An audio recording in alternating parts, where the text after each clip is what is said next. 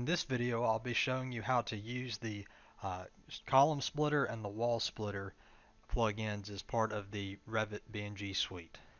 These two plugins work very similar to each other. In fact, they work exactly the same way, except one splits columns and one splits walls. So we'll be walking through this process. We'll start with the column splitter.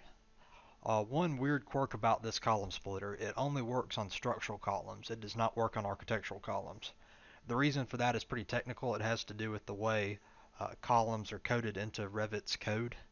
I won't get into that, but just know that for now, unless I build a workaround someday, that can only do structural columns. So what you're going to do, you're going to start out by selecting the columns you want to split, and you can have other things selected too. It'll filter it out automatically in the plugin. Then we're going to go up to the BNG Suite tab and hit Split Structural Columns by Level. Then it pulls up this screen. It says select levels to split structural columns on. So we're going to select all the levels we want to split on. Then hit OK. And it'll give you a little dialog box that says columns found 15. It's saying that because each time it splits the column, it creates a new column, so it's counting all of them. And this line right here, intersecting columns that cannot be split, is 0. For some reason, another weird quirk of this plugin, some columns just for whatever reason cannot be split. The answer is unknown to me of why they can't be split. It's just that the program will return an error if you try to split them. So what I did, I designed the plugin to just skip those columns and record how many there were.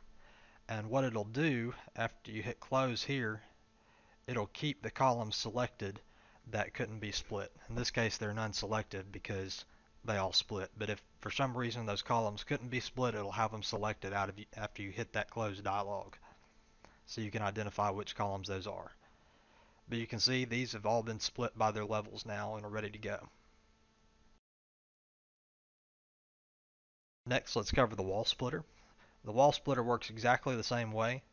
The code, however, is a little different, and I'll explain how this works just so you understand in the background what it's doing. The column splitter is actually splitting the column. It's running a split function similar to how you would split something in the program. The wall splitter, there's not actually a function for that in the code. So what I did, I wrote it to delete the original wall and then replace it with a copy of that wall aligned to each level. I wanted you to know this for several reasons. One, because it has implications on what happens to wall hosted elements. Naturally, if you delete the original wall, it's going to delete the wall hosted elements with it. What this means is that windows and doors will be deleted. Anything that's hosted to it will be deleted. If you do need those items still in it, what I would recommend doing as a workaround is creating a copy of the model, and then in the first model split the walls, and then in the second model hide the walls, and then link the two models together. That's one possible way to get around that. Also bear in mind that if you've got any custom profiled walls, it will undo those custom profiles. So let's get to it. We're going to select all the walls that we want to split. And then we're going to go up to the BNG Suite tab and hit Split Walls by Level. Exact same dialog as before. It's going to select you're going to be able to select the levels you want to split the walls on. And hit OK. And the walls will be split.